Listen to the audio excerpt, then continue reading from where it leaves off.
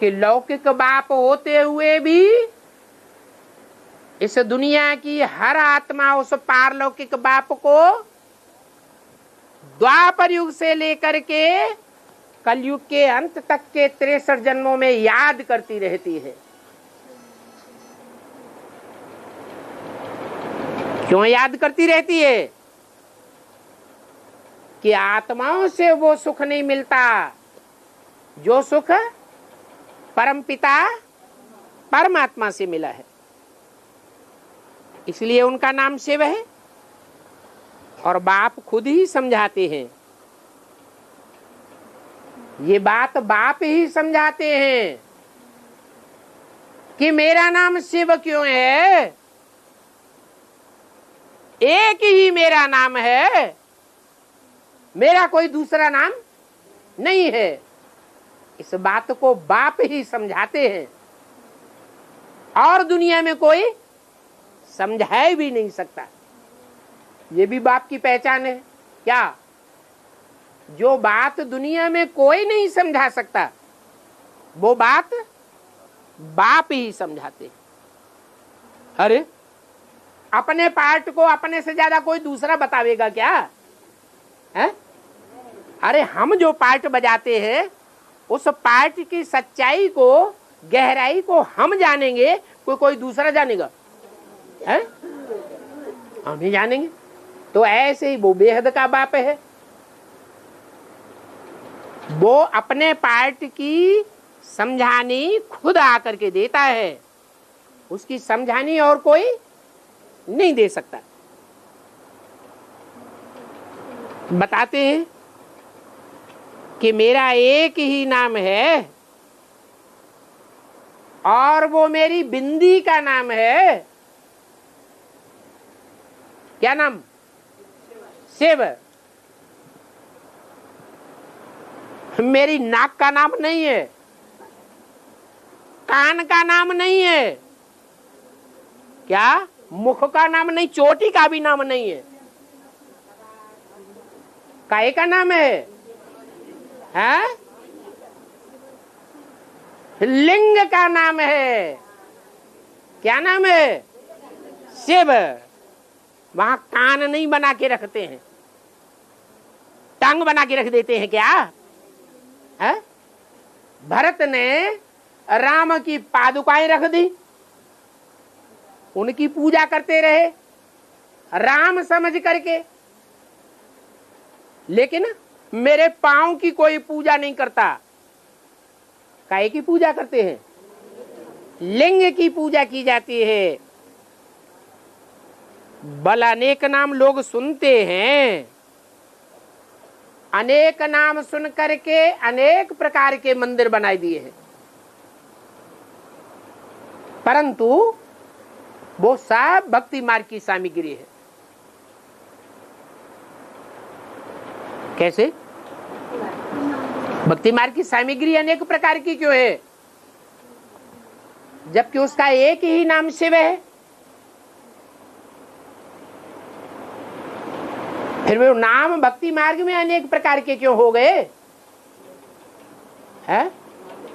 क्योंकि जिस मुकर्रर रथधारी में मैं प्रवेश करता हूं, वो मुकर्रर रथधारी जिन जिन विशेष आत्माओं में प्रवेश करके पार्ट बजाता है,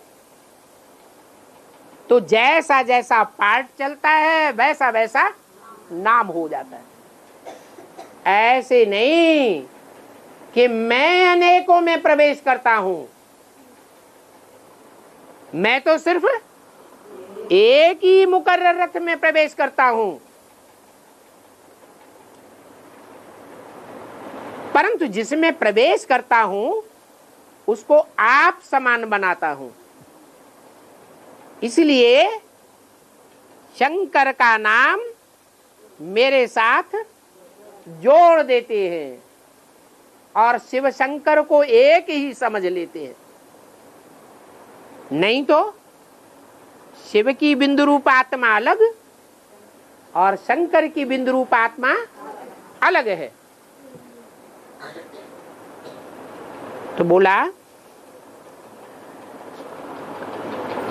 अनेक नाम ये भक्ति मार्ग की सामग्री है,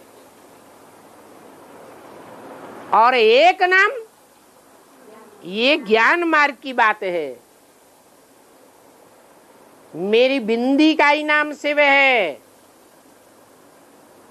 ऐसे भी नहीं कि बिना शरीर के है। क्या कि वो बिंदी परम धाम में बैठी हुई है, उस परम धाम में बैठी हुई बिंदी को याद करेंगे तो वो शिव है? क्यों है? अरे मेरी बिंदी का ही नाम शिव है। परम धाम में कोई काम नहीं होता, काम के आधार पर नाम पड़ता है। और काम कहाँ होते हैं? साकार सृष्टि पर। तो वो निराकार ज्योति बिंदु साकार सृष्टि पर आकर के कोई मुकर्रर रथ के द्वारा काम करता है, जिस काम के आधार पर उसका मुकर्रर नाम शिव है। और जो नाम है वो अलग अलग शरीरधारी, अलग अलग पुरुषार्थी आत्माएं हैं, जिनमें प्रवेश करके शिव समान पार्टधारी ने पार्ट बजाया है।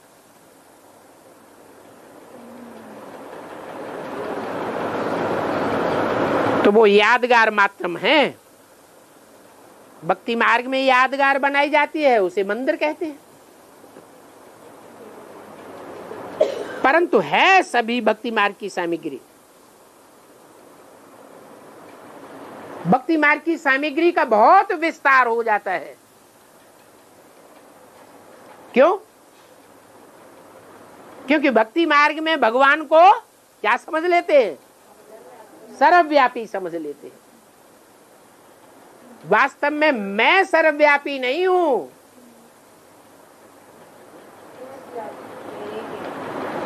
वो तो एक ही आत्मा है।